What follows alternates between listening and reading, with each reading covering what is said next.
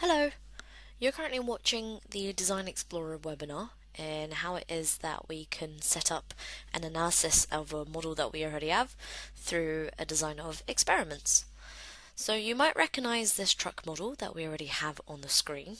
Now what we're going to do is isolate into an area of focus, and what I'd like to do is focus upon this lower and upper cross member on the chassis of the vehicle.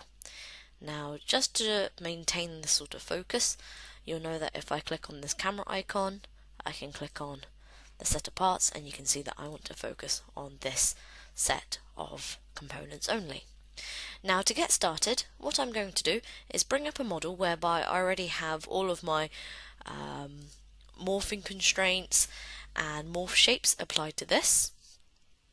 So if I can show you what I already have, so in a different isolated study, you can see that I've got two load cases set up for this set of components.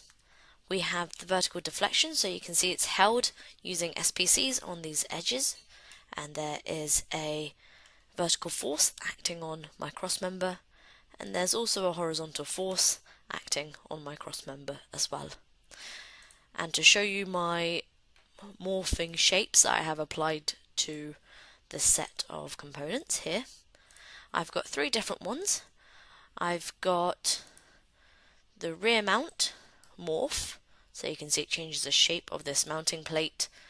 I've got the same one but on the other plate as well. And last but not least, I also want to thicken up this whole part itself.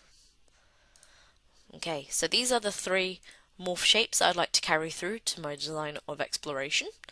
I also have different property thicknesses for the different parts. So if I can show you what the thicknesses look like, you can see the upper and the lower cross member parts have the same property cards, and so do my two plates. And in terms of thicknesses, this is what they currently look like.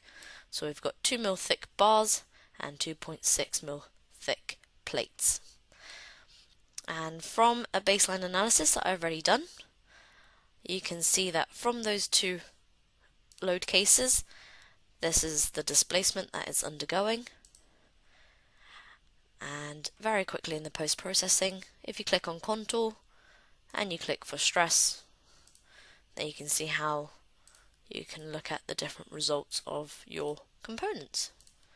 Okay, and then to change the subcases at the side, you can change it from the vertical deflection to the horizontal deflection as well. And to change the deformation scale of it, we can click on deformation and increase this to 100 just to make it look a bit more obvious graphically. So in order to launch up the Design Explorer on our model, all you need to do is in the top ribbons where you see Design Explorer, there will be a compass because we want to explore the design that we're looking at. So if you were to click on that compass, you'll see the Design Explorer browser pops up on the left hand side, and with this multifunction icon button, you'll see there is a plus button in the top left corner. If I were to click create, then this is where I can create my new study. So I can click on create exploration.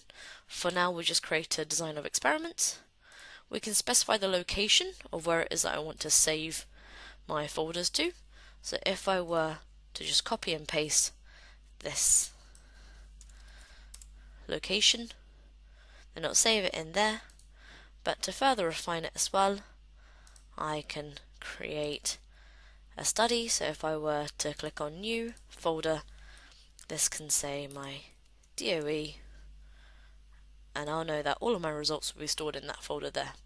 The only slight discrepancy that you need to make sure the location is to have enough hard disk space to keep all of your results that you'll get out of this design of experiments. I can also rename it as well, so I can call this my cross member DOV. Click enter and you'll see that it's saved. Okay. So as we go through, you can see we work from a left to right vertical. So if I were to just select these ribbons being my tools, and you'll see that we work from left to right. So we started our creation off using the compass. I will then click for gauge. So with gauge you can specify what of the input parameters it is that you're willing to vary within your design. So if I were to select this property as well, and this one, and my lower plate, then these are the 3 different property cards that I'm willing to change the thicknesses of. So I can increase them by 50%, decrease them by 50% as well, and click create. You'll see this very quickly generates the thicknesses that we're willing to vary. Same with the shapes. If I click on shape, I can then select which shapes they are that I want to reinforce onto my design changes. I can click OK, and you'll see it's generated another 3 different design variables. Now to actually visualize these, I can go back to looking at what it is that I'm varying in my model. So you'll see I have 4 different components, and if you hover over to any one of these review buttons, and within details you can see exactly what its current nominal values are. So nominal values are the thicknesses that your components are currently residing at. So if I were to click on preview, you'll see it isolates what part we're looking at, and you can see the hypothetical thickness that's going through that property. So if I were to increase it to the maximum, then you can see it gets thicker because that's 3 mil, and if I make it thinner, then that's 1 mil. Okay. You can always increase the values manually, so you can overwrite the percentages you had put in. So I can make this 6 mil instead, and I can make it as thin as 0.5 mil. You can feel free to adjust these as you see fit. And of course, when it comes to looking at the morph shapes that we have, you should think of the 1, -1 and 0 as a scale factor. So if I were to preview, let's say this one plate here, pushing it to the maximum will move it to the utmost extremity of that morph shape you implemented onto it. And if you go to -1, then it does the inverse of that design change you had. So what I could do is always limit the amount that it can move by. So I don't actually want it to reduce my plate sizing. I can specify that the minimum that it can move to is half of that minus scale factor. And I'll limit this for both sides. And I can leave everything else as default. But this is the preview buttons that you can use to understand what it is that you're changing in your model. After we've defined all of our input variables, so the things that we are willing to change in our design itself, we now need to specify what our responses will be. Now usually these responses are the outputs which you want to look at after you conduct an analysis. So for this instance, I'm going to specify displacements as well as stresses, because these would be my key performance indicators in how well my design is doing. So if I were to click on displacement, you can see I can specify that node there. You then select a load step that you want to measure this displacement from. So let's say it's for the vertical deflection, and I'll give it a tick. You can see this double chevron area also tells us which component we can specify for and what request type as well. And once you're happy with that, I can click OK. Should you wish to change any of it again after you've created it, you can do so in the entity editor. I could select displacement again, and let's say if I were to select displacement on that node there, I can then select which node step I want it for, and we can do it for the horizontal deflection load case. And same again. So I can rename this to being my vertical displacement, and this one could be my horizontal displacement, just so I know which displacement reflects which load case. Okay. Now after we've done this, I can also go back and click on stress/strain. So with this measure, you can either check for the maximum stress across a whole property, or better yet, you could specify a specific element which you want to record the stresses from. So I could select that element there. Same again, I would then specify the correct load case, so I'd select vertical, ticket, and click apply.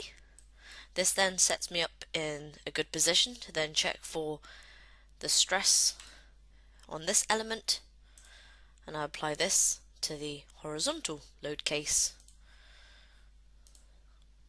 And then once I'm okay with it, if I click on the green tick, then it would execute the task as well as coming out of the tool.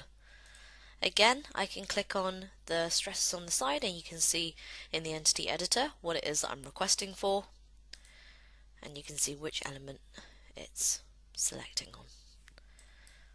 There are also a few other options that we can go through.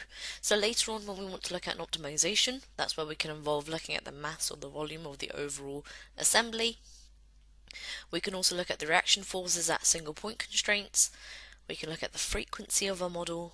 We can look at connectors, the measurements. So if we're looking at the relative displacement or the contour plot of a certain response value, then we can click for measure as well. And you can also derive your own responses. So it could be the sum of certain responses you've requested for already, or it could be the average. You would construct it like you would with an equation. So once we're done with all of these responses, we can then click on evaluate. So with this play button here, we're just conducting a design of experiments to begin with, so we can address the objectives and constraints slightly later. We can specify the DOE type that you want to look at, so you can look at a full factorial, MELS, which is the modified extensible lattice structure, and then we also have the Latin hypercube. So we'll keep it to MELS because that is a nice space filling algorithm. It will then, because of this algorithm type, there is a recommended number of runs for it to run based off of how many input variables you have and the amount of responses you have coming out of it. It would suggest a good number of runs to give you an accurate sort of understanding of the relationship between the input parameters you have and the output parameters that you've requested out of it as well. So it gives you a really good understanding of how it is that your design inputs affect the overall result at the end of it. We can look at multi-execution, so I can ask for it to run 5 jobs in one time, in one go. I would specify my OptiStruct solver, the solver argument, so if I want to dedicate 6 cores towards it. And once I'm happy with all of this, so let's say if I kept to the default values, click export where it generates all of the decks for you, but you can always just click run, as this does the same thing. And you can see now it brings up this table and you can see this task that's at hand. So as you can see, I just clicked run, and now I wanted to show you an update on the status of what it looks like. So you can see the status between my nominal run and all of the different variations. It gives you a status as to if it's pending, processing, or completed. One of the coolest things about this as well is the fact that whilst this is solving, for any of the legacy HyperStudy users amongst us, HyperStudy is still in its same format, but the Design Explorer tool is basically a mini HyperStudy built inside of HyperWorks. And we can see that specified directory that we had here. It creates all of these HyperStudy archives for us.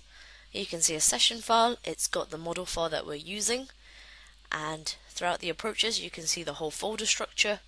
So you can see the runs that it's doing for this DOV, and within model 1 you can see it's generated that model for us, and it's also got the results there too.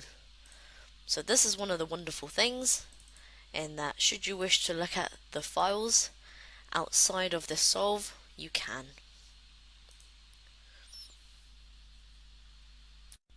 So now that my runs have finished running, you can see in the status bar, if I expand this box, you can see all of the 31 runs that I've done, and if something is complete, then it would be in green. If you do see a failed run, then that would show up as red.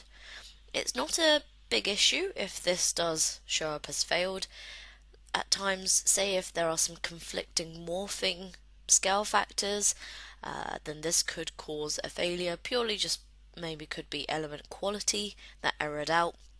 I wouldn't worry too much about it because you've still got all these other 30 runs and the data behind it to understand that relationship between your deck. However, just beware, if you do start your run off and it starts at failed already for everything, then that's when you might need to head into the folders, look at the run itself. So the way in which you would diagnose it is I can go back to my DOV, click on run 31, and as you normally would look at the out file, you can look at the out file in this one to see what the error is. So once this is all ran, if you want to click on this icon here, so the 3 I-beams, this then brings up the Results Explorer.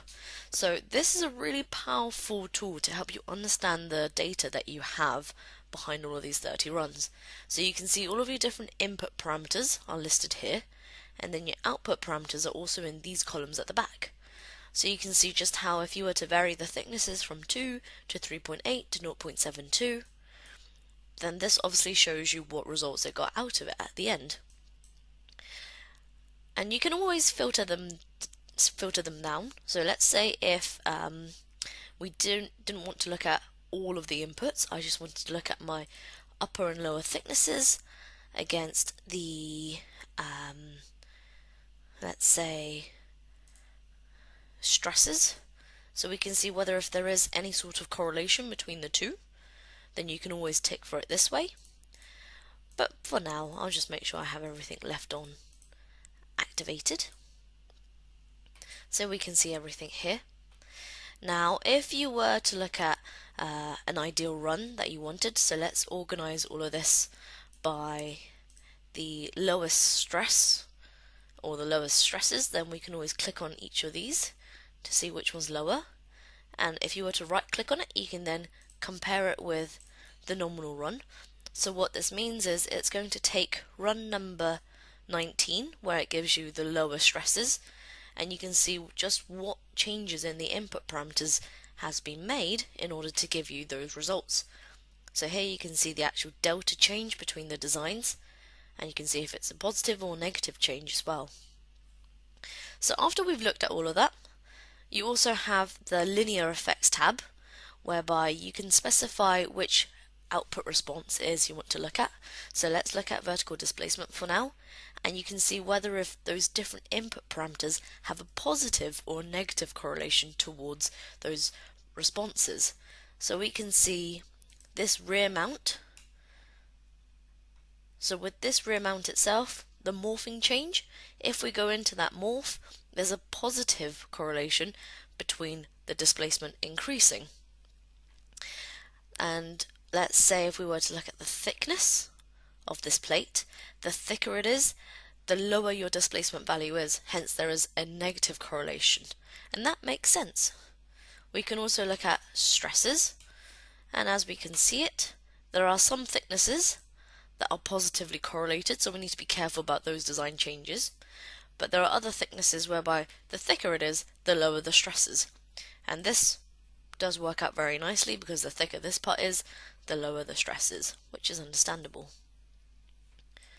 So all of this is just a nice understanding as to which inputs really do affect those key performance indicators you care about, and where we're looking at a trade-off at the end of it. So with this example, what you would want is an R² value being as close to 1 as possible, as the closer it is to 1, the more accurate the surface fit of the data you have in the background against the real data actually is. So for instance, if I'm going to move all of these different values at values that we haven't solved for, this will do a nice sort of extrapolation. So this whole design study here, it will then generate what the outputs would be based off of that surface fit that we had on the solved data. But, however, because these R² values aren't the most accurate, as in they're not the closest to 1 as they could be, to improve this value, what we could do is conduct more runs in our MELS DOV. So in the initial side where it asked for how many runs you could do, you could have increased that number. Or better yet, if you did have them set here, you can always verify it and it would resolve your model with these input values in to get you the real result. And this last plot here is just a scatter plot. If you wanted to look at a hypergraph version of the scatters of any positive or negative correlation between your input to output data, then that's where you can plot it on. But what I also wanted to show you from this results browser, last but not least, is let's say if we were to head back into the lowest stress again, we can look at, it was run number 19, I believe. Let's order this by this one. Here we go. Or run number. Sorry, it must have been the displacements that I mentioned. So, displacements, well, let's look at this one. It's run number 25, that's the lowest currently. And we can always look for that one. So if I were to right click on that one, I can also load the results immediately. So if I were to click on load results, it's already synchronized in terms of the view between my model and my post-processing window. And you can see these have near to being fully morphed plates. There's no sort of horizontal thickening. There might have been a small reduction, so instead of it being thicker, it's made it thinner. And you can see that it's increased the displacement up into nearly 2 millimeters. Okay, so this is a really nice way in which you can load your results and see exactly what that model would look like compared to your nominal model. Okay, so after we've conducted that DOV, we can see, we've got a multitude of results that we can look at, and we now understand the relationships between the design changes we want to make and how it affects our results. Should you wish to conduct more analysis on this, then you can always look at the HyperStudy archive you have, and you can open this in HyperStudy itself. And if I were to do this, then you can see the structure and the layout behind it. So where you have your original model, the nominal model, you can then see the DOV that we applied onto it.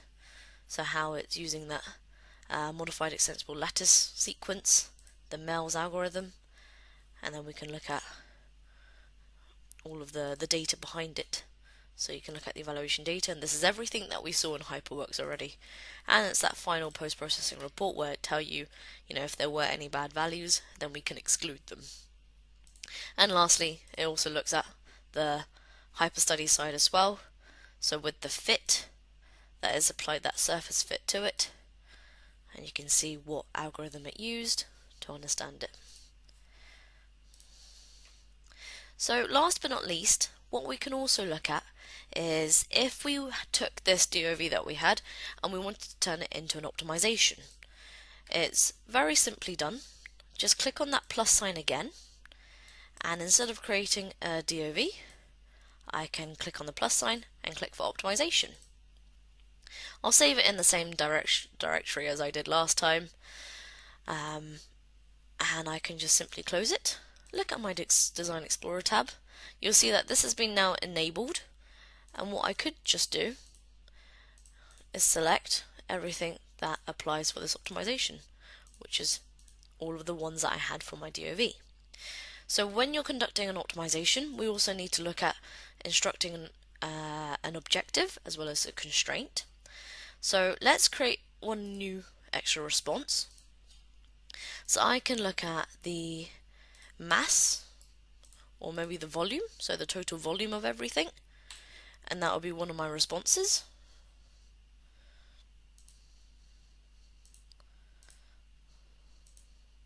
There we go. So I have volume 1, and I'll just keep it as that. I can then also specify my objective, so I can specify a response, and I can tell it to go by volume, and that I want it to minimize the amount of volume, But then my constraints can be that I don't want my vertical displacement to be greater than 1 mil. And you can also add in a few other constraints, such as stress values can't be over a certain amount either. So let's say I go with my horizontal displacement stress, so my horizontal load case stress. I don't want that to be greater than 500 megapascals. So now it needs to give me a very specific design which meets this set of criteria here. And if I'm happy with that, I can click play. And this time it's an optimization, so it'll give you a recommended number of run of 50, and that's the amount of iterations it go through to find you that perfect result. If it finds that perfect result at iteration 18, then 18 would be the ideal run to go with. Multi-execution will keep it as 1, and you still use 6 cores to run with. And after you click run, you can see the exact same screen, and I will show you what happens once they've all finished running. Okay, so once you can see it's finished optimizing, say if you were to right click on them, not only can you load the results to understand what the outputs are, if you were to click browse results, then same again, it will show you the folder directory and where you can look at it. But first things first, we can actually close this off and look at the optimization results. And you can see from here it's got all of the different runs that it's run at, and there is a color coding, so out of all of the runs it did, it has shown that this is the optimal design to get what it is that we wanted. So where it's got the most minimum volume, it also ensures that our displacement is less than 1 mil, like we had instructed for it to be. Okay, so if I were to just right click on this, I can load my results, it will bring this up, and from here we can see exactly what this design looks like. So if I were to zoom in to this plot, then we can see it's fairly similar to what we already have now, just a few small tweaks to the thicknesses, and ultimately, same again, you got the evaluation plot, iteration plot, and scatter plots that you can look at as well. So I can right click, compare that with my nominal run, and we can see how much of a design change there has been. But ultimately I can click on another run, let's say with this one, I can compare that one to my optimal run. And that is the Design Explorer tool. Thank you very much for listening.